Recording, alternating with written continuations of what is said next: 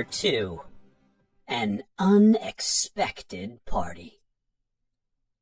The next day, Bilbo forgot completely about Gandalf.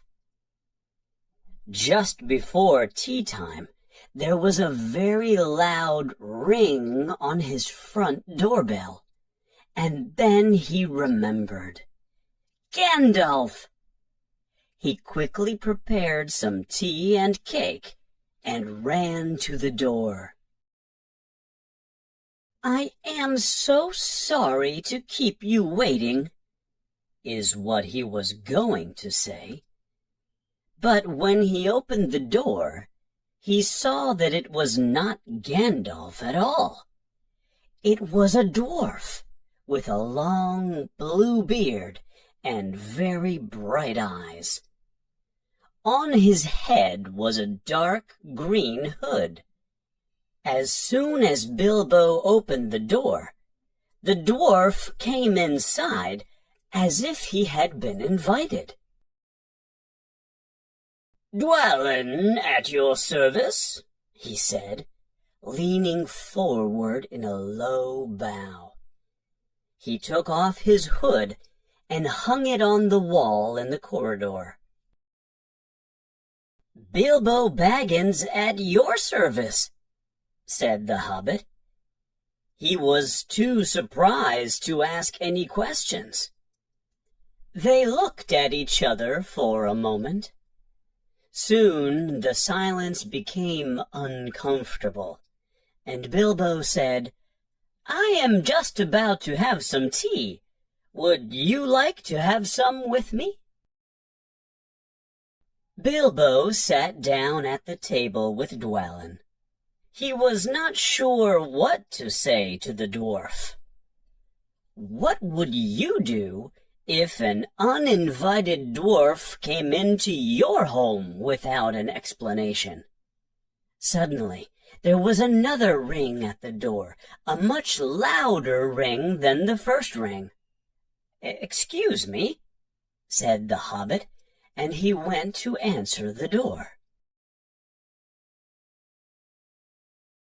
"So you are finally here." That was what he was going to say to Gandalf this time, but it was not Gandalf. Instead, there was a very old-looking dwarf with a white beard and a red hood. He also came inside as soon as Bilbo opened the door, like he had been invited too. "I can see they have started to arrive already," he said when he saw Dwalin's green hood hanging on the wall. He hung his own red hood next to it. "Balin at your service," he said in a loud voice. "Thank you," said Bilbo, trying to catch his breath. It was not the correct thing to say, but "they have started to arrive" had made him very confused. He liked visitors, but he liked to know them before they arrived, and he preferred to invite them himself. But Bilbo thought he was a very good host to his guests, and said, "Come inside and have some tea." "I would prefer some beer, if you do not mind, my good sir," said Balin with the white beard. "And I would love some cake, if you have any." "Lots," Bilbo answered in surprise. He ran to fill a glass of beer and get some cake he had just made. He was going to eat it after dinner. When he got back, Balin and Dwalin were talking at the table like old friends. As a matter of fact, they were brothers. Bilbo put the beer and the cake down in front of them. Suddenly, there was a loud ring at the bell again. and then another. It must be Gandalf this time, he thought as he hurried to the door. But it was not. It was two more dwarves. Both had blue hoods, silver belts, and yellow beards. Each of them carried a bag of tools and a shovel. As soon as Bilbo opened the door, they stepped inside. Bilbo was not surprised at all. "What can I do for you, my dwarves?" he said. "Keely, at your service," said one. "And Feely," said the other, and they both took off their blue hoods and leaned forward in a low bow. "At your service, and your families," answered Bilbo. He remembered to be polite this time. "Dwalin and Balin are here already, I see," said Keely. "Let's join the crowd." "Crowd?" thought Mr. Baggins. "I don't like the sound of that. I need to sit down for a moment and think." Soon the bell began to ring again, and in came Dory, Nori, Ori, Owen, and Glowin.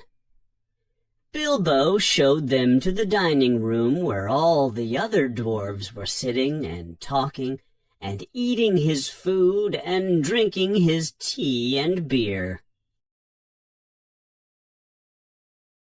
Suddenly there was a loud on his door. Bilbo ran down the corridor. He was very angry and very confused.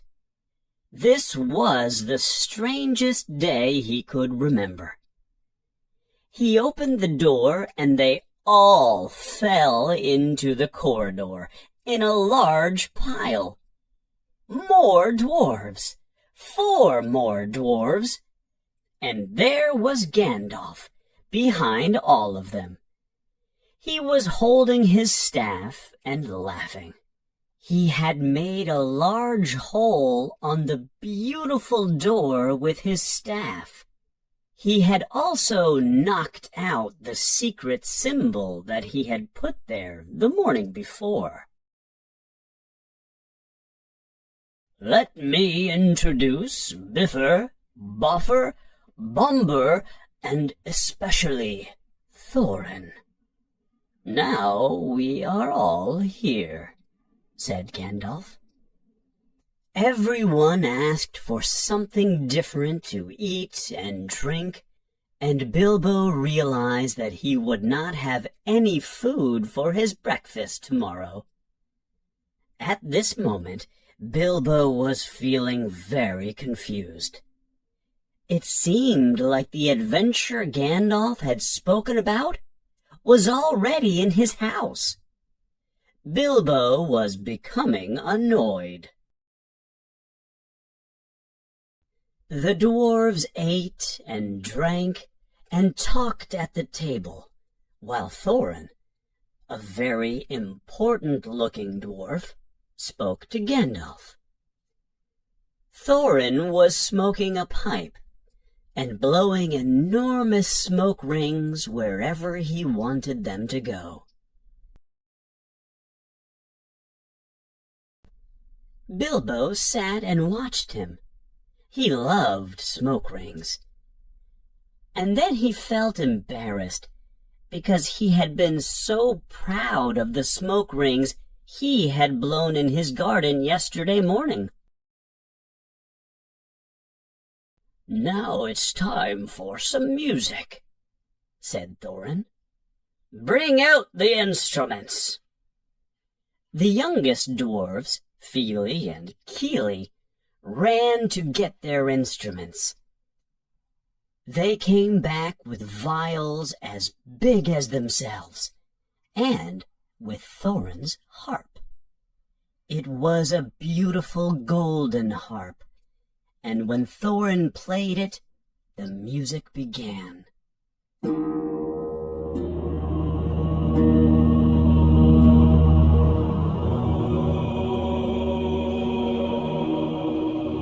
dwarves sang in deep voices about their ancient homes in caverns far away.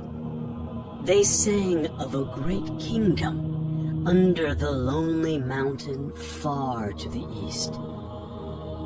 They sang of treasure and gold and jewels. Then the dwarves sang of the great tragedy, the destruction of Smaug, the evil dragon that came and stole their gold and killed their people. They sang about their desire to return to the lonely mountain and take back their kingdom and their gold. As Bilbo listened, something strange woke up inside him. The melody and words transported Bilbo away into distant lands, under mysterious skies, far away from his hobbit hole under the hill. He wanted to go there and see the mountain the dwarves were singing about. He wanted to explore the caves and caverns and feel the dwarvish gold in his fingers. He wanted to carry a sword instead of a walking stick. He looked out his window at the stars in the sky. He thought about the treasure under the mountain far away. Suddenly, in the fireplace, the fire burned bright and hot. Probably just a piece of wood changing position. And he thought of the fire from the terrible dragon from their song. The dragon that stole the dwarves' gold. He felt afraid, and very quickly he was plain Mr. Baggins of Hobbiton again. The music stopped suddenly, and Thorin began to speak. "Gandalf? Dwarfs and burglar Baggins?" Bilbo was surprised at Thorin's words and asked, "What do you mean when you say burglar Baggins?" "If you prefer, you can say expert treasure hunter," answered Thorin. "Well, yes, I prefer that," Bilbo said, but he was still confused. Thorin continued, "We are here tonight in the house of our friend, this most excellent hobbit." Thorin then lifted his glass of beer and said, "May the hair on his toes never fall out." The other dwarves and Gandalf all raised their glasses and said at the same time, "Hear, hear, hear!" "We shall soon start on our long journey," said Thorin. "A journey from which some of us, or perhaps all of us, may never return." When Thorin said, "may never return," Bilbo began to feel a shout of fear building up inside him, and soon it came out like the whistle of a boiling pot of tea. All the dwarves jumped up in surprise. They knocked over the table. Gandalf raised a hand and calmed everyone in the room. Soon Thorin continued, I believe all of us know what our objective is." "All of us?" asked Bilbo. "It is not well known to me." "Really? Then we must inform our burglar. We dwarves will return to Lonely Mountain far to the east, beyond the Misty Mountains and past the Forest of Mirkwood, and we will take back what Smaug the dragon stole from us. Smaug came in the night and killed my people and forced my grandfather, King Under the Mountain, to run for his life. He burned down the town of Dale and stole my people's gold. He is still there in the mountain, sleeping on a vast pile of our gold and jewels." "Curse the dragon Smaug!" all the dwarves yelled. As all the dwarves yelled, the poor little hobbit was so terrified that he fell to the floor and began shaking like a jelly. He continued calling out, "Hit by lightning! Hit by lightning!" over and over again, and that was all he would say for some time. So the dwarves took him and put him on the sofa in another room with a glass of water nearby, and they went back to the living room to talk about their business. "Mr. Baggins can become very excited sometimes," said Gandalf, as they sat down again. "But he is one of the best thieves, one of the best, as brave as a knight when you need him the most." After relaxing for a few moments, and after drinking the water that was next to him on the sofa, Bilbo returned silently to the door of his living room, and this is what he heard the dwarves saying. "Do you think he is right for our adventure? Gandalf says he is very brave, but one scream like that in a moment of excitement will wake up the dragon and all his relatives and kill us all. I think he sounded more afraid than excited. I have my doubts. He looks more like a grocer than a burglar." When he heard these words, the adventurous side of Bilbo came out. He suddenly felt that he would go without bed and breakfast if people thought he was brave. Many times later, the calm, timid side of Bilbo regretted what he did next. "Pardon me," he said, "but I heard what you said about me.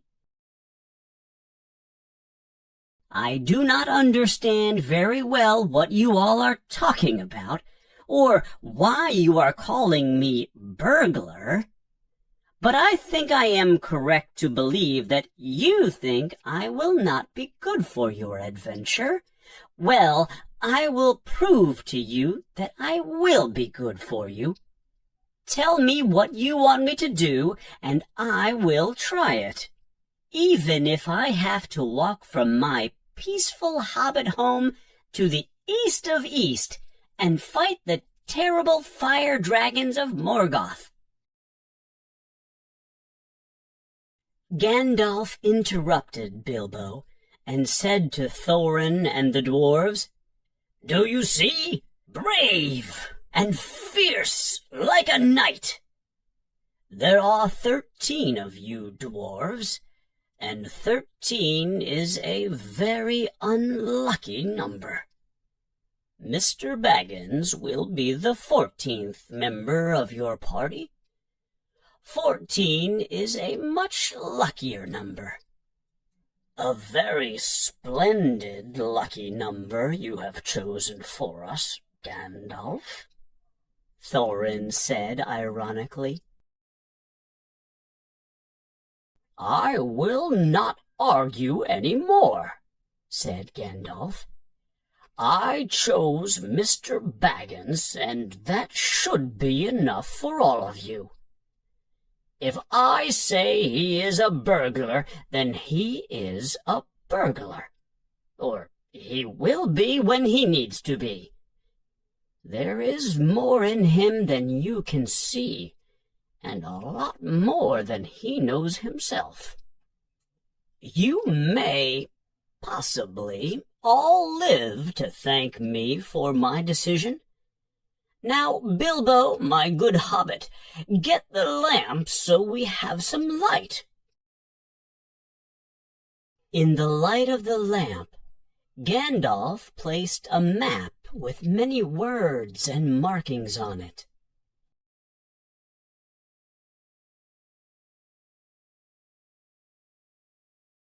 This was made by Thror, your grandfather, Thorin.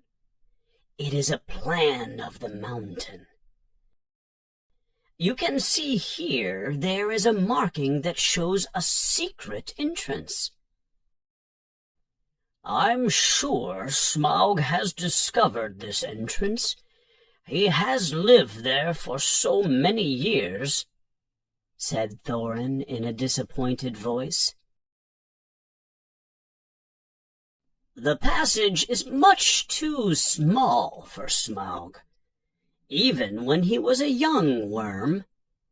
But it is big enough for a burglar to enter, Gandalf said, looking at Bilbo. Bilbo almost fainted again from the thought of going into a secret passage to confront Smaug the dragon. Also, continued Gandalf, there is a key that goes with the map, a small and interesting key. Here it is, he said, and handed the key to Thorin. It was made of silver. Keep it safe. I will, said Thorin, and he put the key on a chain he wore around his neck and under his jacket. Now things are beginning to look more hopeful. This key will allow us to enter the secret passage without Smaug knowing we are there. That is why I thought of burglary, especially when I remembered the existence of a secret door, said Gandalf. And here is our little Bilbo Baggins, the burglar, the chosen and selected burglar. So now let's continue and make some plans.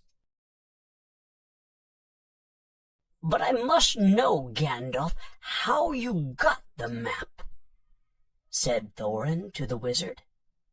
Your grandfather Thror was killed, you remember, in the mines of Moria by Azog the Goblin. Curse his name, yes, said Thorin. But before he died, he gave this map to his son, Thrain, your father. He tried to return to Lonely Mountain, but his adventure ended before he arrived there.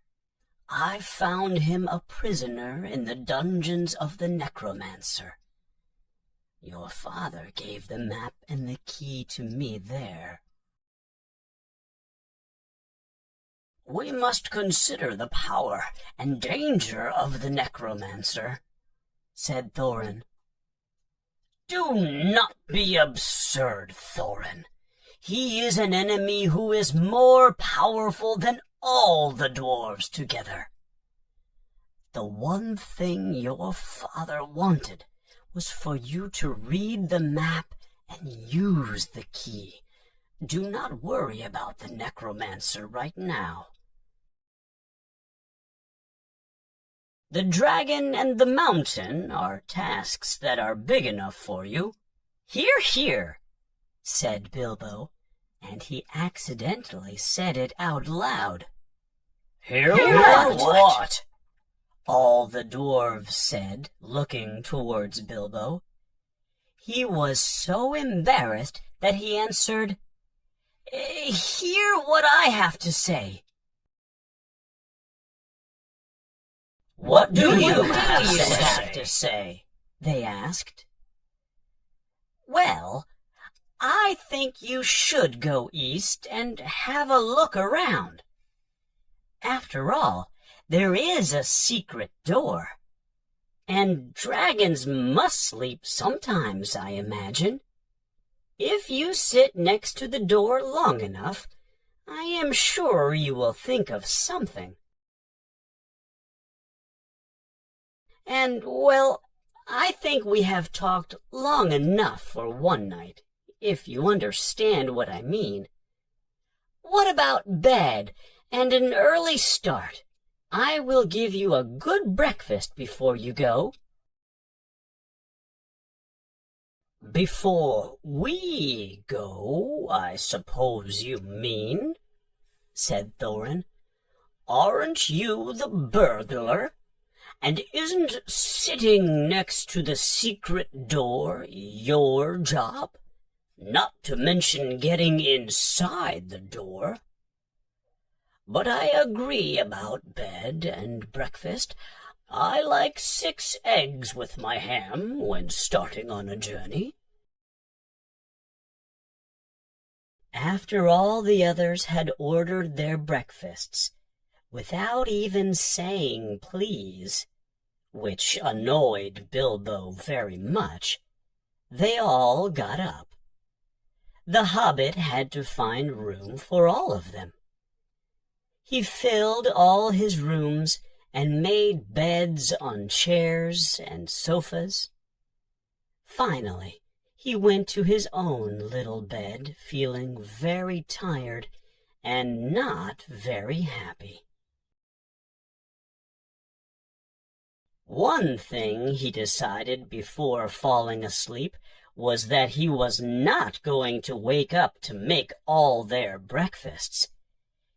He was feeling the timid side of his hobbitness, and he was not so sure that he was going on any journey in the morning. As he lay in bed, he could hear Thorin singing to himself in the bedroom next to him. "Far over the misty mountains cold,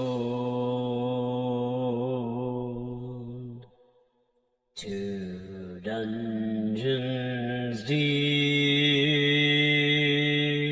and caverns old,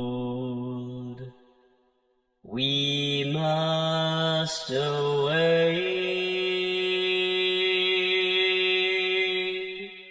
ere break of day,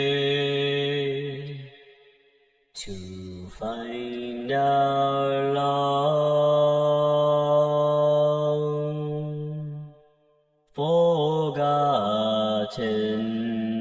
goal."